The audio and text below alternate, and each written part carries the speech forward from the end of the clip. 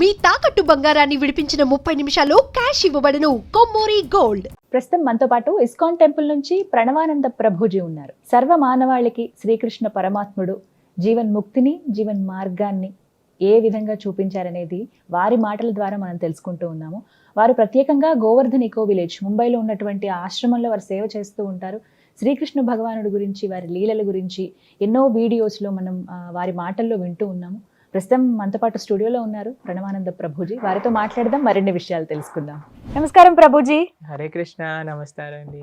ఏకాదశి వస్తుంది, చాలా విశిష్టమైన రోజు అని చెప్తూ ఉంటారు. కొన్ని ప్రాంతాల్లో అయితే అసలు పండగే ఆ రోజున. అందులోనూ ఆ రోజు స్పెషల్ దర్శనం ఉంటుంది ప్రతి ఒక్కరికి వైష్ణవ ఆలయాల్లో. ఏకాదశి వ్రతాలని కూడా ఆచరిస్తూ ఉంటారు. ఆ వ్రతాలు ఎలా చేయాలి, చేస్తే ఏమిటి అనేది కూడా చాలామంది ఒక క్వశ్చన్ అడుగుతూ ఉన్నారు. ఆచరించే విధానం చెప్పండి, అలాగే చేస్తే కలిగేటువంటి ఫలితం ఏమిటి, ఎందుకు చేయాలి అనేది కూడా వివరించండి. అన్నిటికంటే గొప్పదైన వ్రతం ఏదైనా ఉంటే అది ఏకాదశి వ్రతం. అన్ని వ్రతాలు చేసి ఏకాదశి చేయకపోయారనుకోండి, ఏ వ్రతం ఫలితం రాదు. ఏకాదశి వ్రతం ఒక్కటి చేసి ఏ వ్రతము చేయలేదనుకోండి, అన్ని వ్రతాల ఫలితం ఏకాదశి ఇవ్వగలుగుతాం. మన శాస్త్రంలో ఉపవాసం అని చెప్పింది కేవలం ఏకాదశికి మాత్రమే. కానీ చాలా మంది ఈ రోజు మేము ఉపవాసం చేస్తున్నామండి, ఆ రోజు ఉపవాసం చేస్తున్నామండి, అలా ఇలా చెప్తారు. కానీ ఎక్కడ కూడా అంత నియమంగా ఉపవాసం గురించి చెప్పింది మన శాస్త్రంలో, అంత నియమంగా ఉండాలి అని చెప్పింది కేవలం ఏకాదశికి మాత్రమే. విష్ణువాసరము అని అంటారు. అన్నిటికంటే favourite day of lord Vishnu Ekadashi. Ekadashi వ్రతం వల్ల అసలండి దాని వల్ల వచ్చే ఆధ్యాత్మిక బెనిఫిట్స్ అనేవి మనం చెప్పలేము. ఉపవాసం అంటే ఫస్ట్ అందరూ మేము ఒకసారి ఏకాదశి వ్రతం గురించి చెప్పామండి, ఎలా ఉపవాసం ఉండాలి అన్ని విషయాలు చెప్పాక ఒకళ్ళు హ్యాండ్ రేస్ చేశారనమాట, మాకు ప్రశ్న ఉంది అని. అయితే ఏం ప్రశ్న ఉంది అని అడిగితే, ఏకాదశి రోజు ఏం తినచ్చండి అని ప్రశ్న అడిగారు అనమాట. గంట సేపు నేను లెక్చర్ ఏకాదశి ఉపవాసం ఎందుకు చేయాలి అని చెప్పాక ఏకాదశి రోజు ఏం తినచ్చు అని లెక్చర్ క్వశ్చన్ అడుగుతున్నారన్నమాట. అయితే ఉపవాసము అంటే ఏంటో ఫస్ట్ అర్థం చేసుకుందాం. ఉప అంటే దగ్గరగా, వాసం అని అంటే ఉండటం. ఉపవాసం అని అంటే భగవంతుడికి దగ్గరగా ఉండటం. ఏ ఉపవాసానికంటే ఇదే నియమం అండి. చాలా మంది ఏం చేస్తారు తెలుసా, మేము ఈరోజు కటిక ఉపవాసం, నీళ్లు కూడా స్వీకరించట్లేదు అని హ్యాపీగా టీవీ ఆన్ చేసుకొని ఇలా బెడ్ పైన పడుకొని ప్రొద్దున నుంచి రాత్రి రాకే ఏ సీరియల్లో ఏ సినిమాలు చూస్తూ ఉంటారు.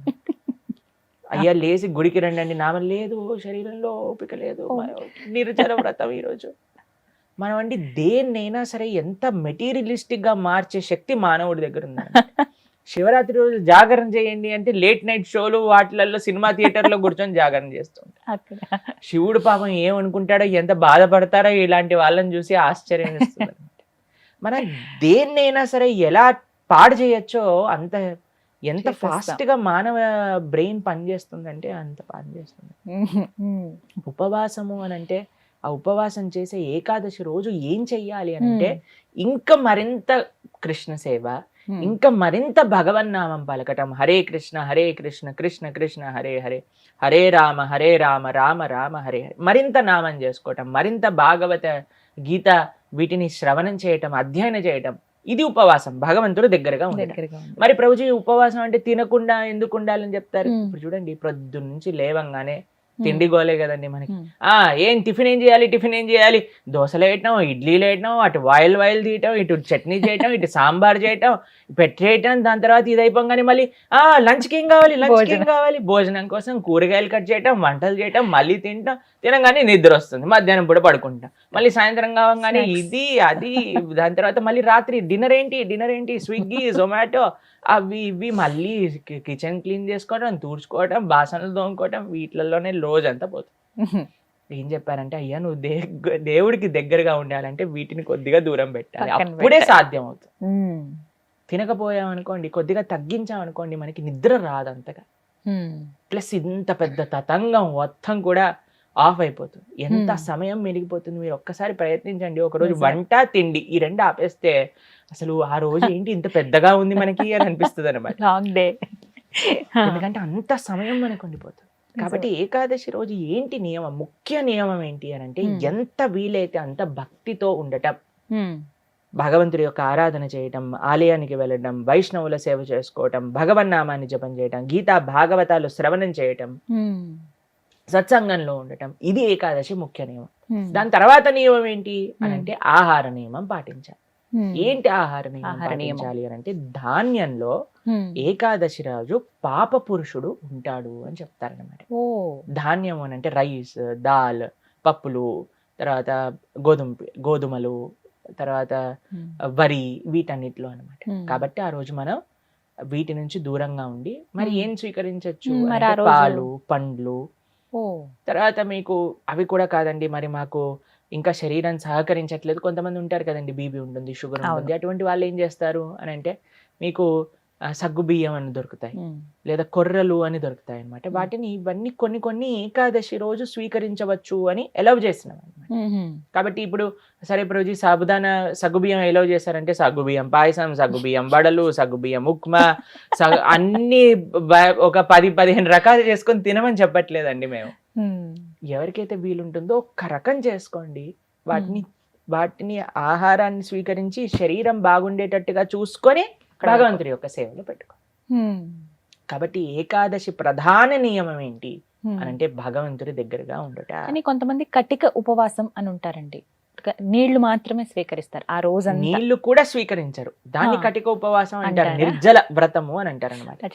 చెయ్యండి ప్రభుజీ, మేము నిర్జల చేస్తూ బ్రహ్మాండంగా ప్రొద్దు నుంచి రాత్రి దాకా జపం చేసుకునే శక్తి మా దగ్గర ఉంది అని అంటే పర్ఫెక్ట్.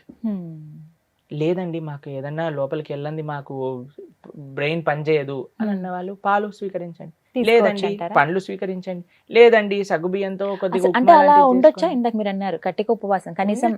చాలా మంది భక్తులు ఉంటారు, మా ఆశ్రమంలో ఎంతో మంది ఉంటారు. మరి మీ విషయం ఏంటి ప్రభుజీ, మీరు ఉండరా అని అంటే మేము మధ్యాహ్నం వరకు మాత్రం నీరు తీసుకోకుండా, ఏం ఆహారం తీసుకోకుండా ఉపవాసం. మధ్యాహ్నం పూట కొద్దిగా పాలు, కొద్దిగా పండ్లు అలాంటివి స్వీకరిస్తాం అన్నమాట. అలా మేము ఏకాదశి ఉపవాసం చేయడానికి ప్రయత్నం. వ్రతం, ఏకాదశి వ్రతం అంటే ఏ విధంగా? ఉపవాసమే ఆనిస్తేనే వ్రతం అంటారు. ప్రతి నెలలో 2 ఏకాదశులు వస్తాయి. అవును. ఆ 2 ఏకాదశులు సంవత్సరం పాటు మొత్తం అన్ని ఏకాదశులు కానీ మనం ఉండగలిగితే దానికంటే గొప్ప వ్రతం ఇంకొకటి లేదు. ఏం జరుగుతుంది ఏకాదశి వ్రతం చేస్తే? భగవంతుడి యొక్క పూర్తి కృప మన పైన ఉంటుంది. ఏకాదశి భక్తి జనని అని అంటారు. మన మనసులో భగవంతుడి పట్ల ప్రేమ కలుగుతుంది, దానికంటే గొప్ప వరం ఇంకేం కావాలండి. నిజమే కదా. కాబట్టి ఏకాదశి వ్రతం తప్పకుండా చేయాలి. అందరూ కూడా ఆ ఏకాదశి వ్రత మహాత్యాన్ని తెలుసుకోండి, చక్కగా ఏకాదశి వ్రతాన్ని ఆచరించడానికి ప్రయత్నం చేయండి. ఏకాదశి చాలా అద్భుతమైన రోజు, మీరు సంకల్పం తీసుకొని ముందుకెళ్ళడానికి. చాలా మంది మమ్మల్ని అడుగుతుంటారు, రోజు మా ఇంట్లో ఎవరో వెళ్ళిపోయారు, లేదా మాకు మైల్ ఉంది, అశౌచం ఉంది, మీరు ఎలా ఉన్నా ఏం జరుగుతున్నా ఏకాదశి మాత్రం పాటించవచ్చు, దాంట్లో ఏం ప్రాబ్లం. ఆ రోజు ఖచ్చితంగా ఇవి వింటే బాగుంటుంది, ఇవి పఠిస్తే బాగుంటుంది. భాగవతం వినాలి, భాగవతం చదువుకోవాలి, భగవన్నామం జపం చేయాలి, కీర్తన చేసుకోవాలి, ఆలయానికి వెళ్ళాలి, కృష్ణుడికి తులసితో అర్చన చేయాలి. ఇవన్నీ ఏకాదశికి చాలా మంచి. ఆ రోజున ప్రత్యేకించి ఉత్తర ద్వార దర్శనం ఉంటుంది. అవును, వైకుంఠ ద్వార దర్శనము అని అంటారు. అన్ని ఆలయాలలో మనకి కలుగుతుంది. చక్కగా దర్శనం చేసుకొని వైకుంఠ ఏకాదశి కాదండి, అన్ని ఏకాదశులకి ఇవే నియమాలు. భగవద్ ఆరాధన, భగవన్నామ జపం, భాగవత స్మరణ, ఇవే అన్ని ఏకాదశి. కాబట్టి తప్పకుండా ప్రతి ఒక్కళ్ళు చేయాల్సిన వ్రతం ఏకాదశి వ్రతం. ఎవరైనా ఆచరించవచ్చు, ఏ వయసు వాళ్ళైనా కూడా చేయవచ్చు, చేయదగింది అని అంటే కనుక. ఎస్, చేయగలమన్న ఓపిక ఉండాలి, ఆ ఆసక్తి, ఆ నిష్ట ఉంటే ఖచ్చితంగా ఎవరైనా పాటించవచ్చు. కరెక్ట్. చాలా సంతోషం ప్రభుజీ, నమస్తే. హరే కృష్ణ.